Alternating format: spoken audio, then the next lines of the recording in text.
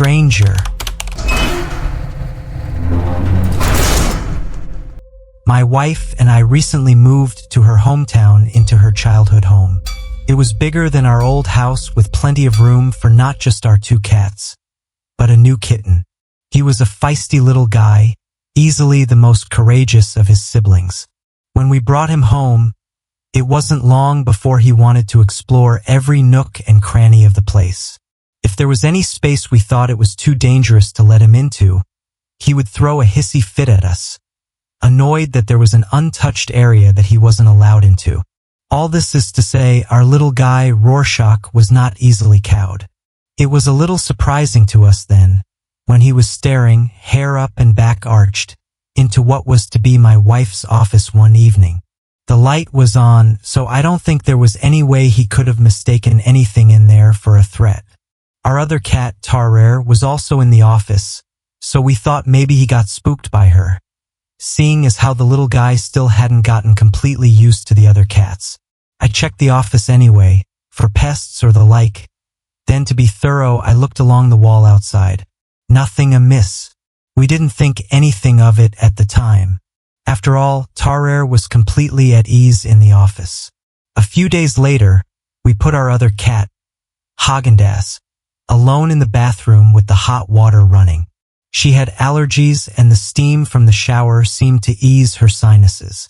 After a short while, my wife, we'll call her Rox, and went to the bathroom to check on her. When she went in, she saw Haagen-Dazs staring intently at the running water. She called her name, but she didn't respond. Maybe the running water was too loud. She reached down to pet her, but when she did, Haagen-Dazs flipped out, literally. She sprung up and flipped against the wall like a jack-in-the-box popping out. I don't know what made the poor girl so spooked. We'd done this shower treatment for her at least a dozen times before, but I guess it was the first time in the new house. Again, we didn't think much of this, as all that really happened was our cat got spooked by a room she wasn't really used to. Cats are finicky like that. Haagen-Dazs was no different, and unlike Rorschach, was fairly timid and skittish. In fact, I wouldn't have bothered writing and posting anything about these 2 pretty mundane experiences had it not been for the next few weeks, and now I can't help but feel there could be more to them. I should note how our house is situated. For the most part, it's the usual setup of a neighbor's house on either side and facing the street. The back, though, rather than being framed by more neighbors, is lined with the town cemetery. It's actually nice because most of our neighbors play loud, obnoxious music. Not a peep from the cemetery, though. Anyways, the first few weeks at the house went without incident besides those with the cats. Around the 4th week, though, a few things seemed to be amiss. Little things mostly. Lights would flicker off just for a moment. Then something would be in a spot where I swear I didn't leave it. One time I heard my wife call my name from another room, so I went to check on her. "What?" she asked. "You called me," I told her. "Nah, your headphones must be blurring other noises." Maybe. I did always wear headphones while doing most household tasks. Still, I heard her call my name clear as crystal. Could have been she was messing with me. We did often scare each other, but that was always by cheap jump scares. Maybe she was making her scare game more convoluted, but I didn't think so. This was a woman whose humor was people falling over. She wasn't exactly all about subtlety. Besides, if she was messing with me, she would have made sure to laugh at me about it later, but she never did. That was one of the weirder happenings. Another thing was my figurines. I collect a lot of action figure type stuff, Bionicles mostly. Yes, I'm 26 years old. Most of them are pretty posable figures and can have their limbs and heads moved every which way. Well, I had a few on the kitchen table that I hadn't put on a shelf yet. When I woke up one morning and went into the kitchen to make coffee, I barely noticed that all their heads were looking at the window that faced the cemetery.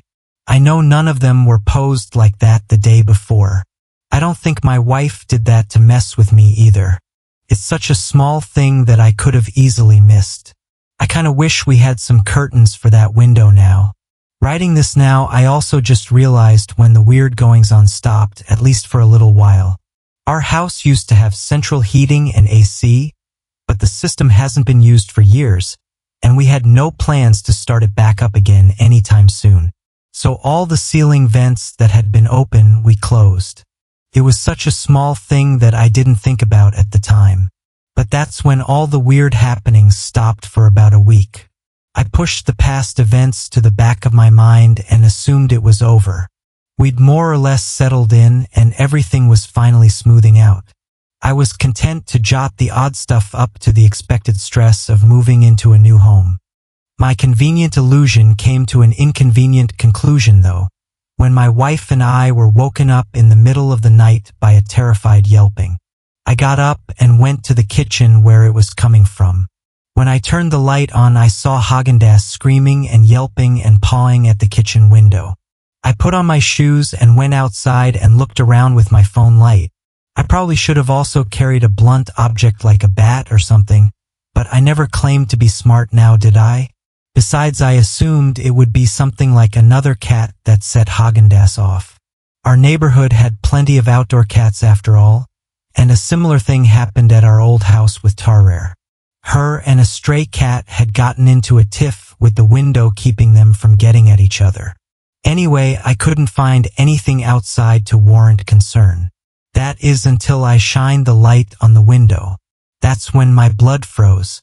On either edge of the window was a dirty handprint, and in the middle was a badly drawn happy face, also from dirt. 2 dots and a semicircle. The dirt had dripped down in spots. From the left eye it looked like a tear. I did not want to be outside a second longer. I went in and made sure all the doors were locked. When I told Rox and what happened, we decided to call the police. We told them what happened and showed them the handprints. Unfortunately, for whatever reason, there were no fingerprints to examine.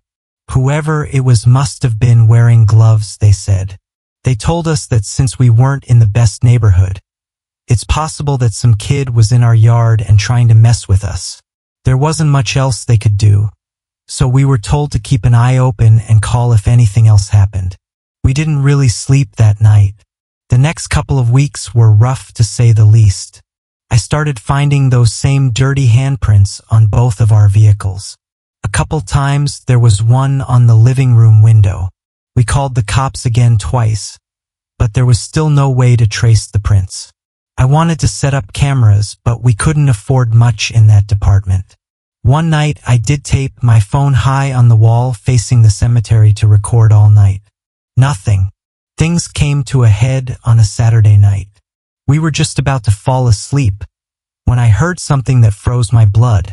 A knock at the back door. Well, not quite a knock. More like a slap. I got up and put on my robe. Quietly as I could, I inched to the front door. Roxanne waited for me in the living room. I put my ear close to the back door, waiting. In spite of me wearing a fairly thick robe, it felt so cold. I know we hadn't insulated the back door, but still, the cold air was thick and almost made it hard to breathe.